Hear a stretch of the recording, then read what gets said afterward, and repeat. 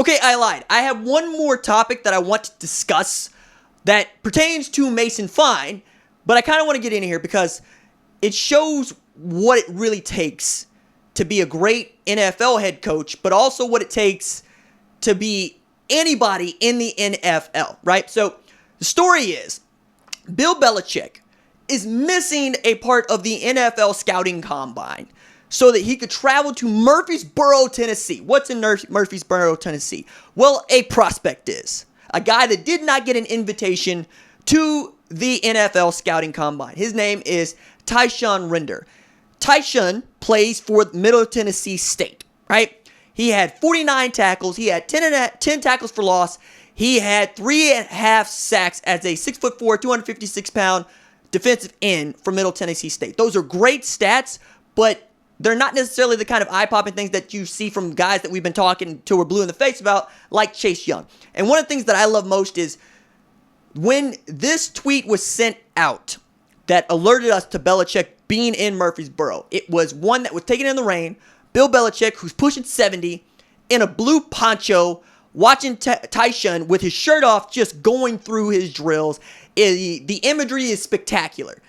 It's spectacular because you got a dude that is straight up in the mud, from the mud, in the mud, going after it in front of one of the greatest of all time, Bill Belichick, who was really sizing him up and giving him the eye. And one of the things we know about Bill Belichick is he does not care where you played football.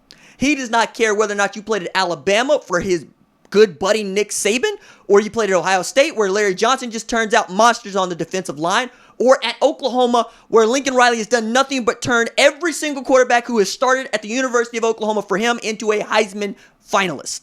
He cares about, do you have the goods to play? And there's a list of these guys that I feel like I need to tell you about, for which would not be in the National Football League if Bill Belichick did not draft them.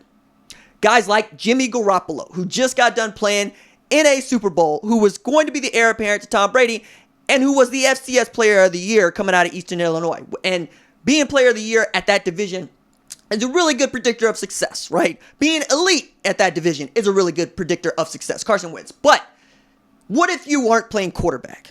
All right.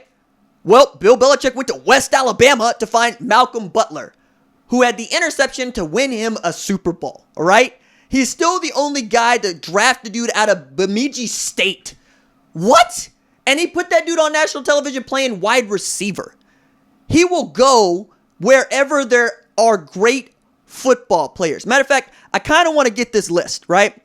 So this list that I mentioned of folks that he went to go get includes not just Jimmy G, and of course, not just Zach Moore out of Concordia St. Paul, who's still the only player ever drafted out of Concordia St. Paul. And my man, Gunnar Olszewski, who was a defensive back coming out of, yes, Bemidji State. I didn't even know there was a Bemidji State until this dude.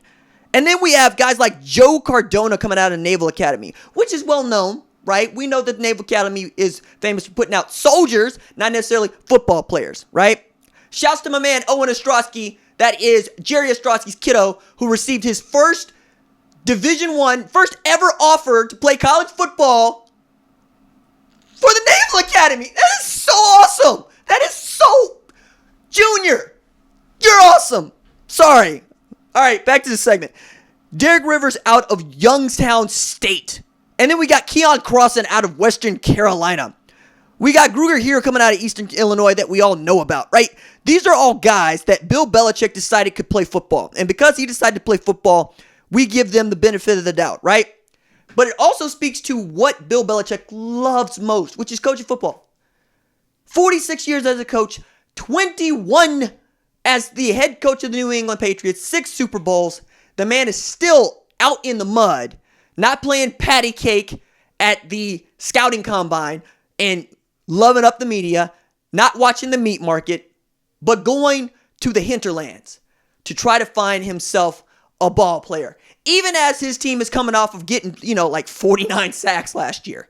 Even as that defense was the best defense in the NFL last year, he's still looking for ways to make it better. And who knows?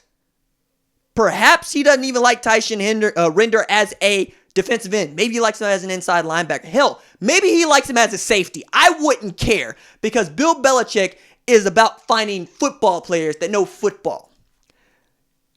As a guy that comes from the mud, as a guy who started a YouTube channel holding his phone up to his face, as a guy who has been lucky enough to be spotted by a fella at CBS who thought that I was make a good college football analyst, and then later a co-host on CBS Sports Network for David Stevens and Kevin Ward, who thought I would make a good solo radio host.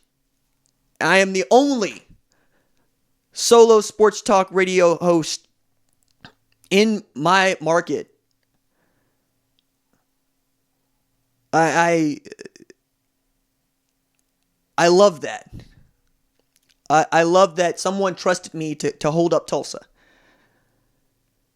I'm not supposed to be here. And I don't think that my mentality was such that I'm not supposed to be here. It's just, are you lucky? Are you good? Yes.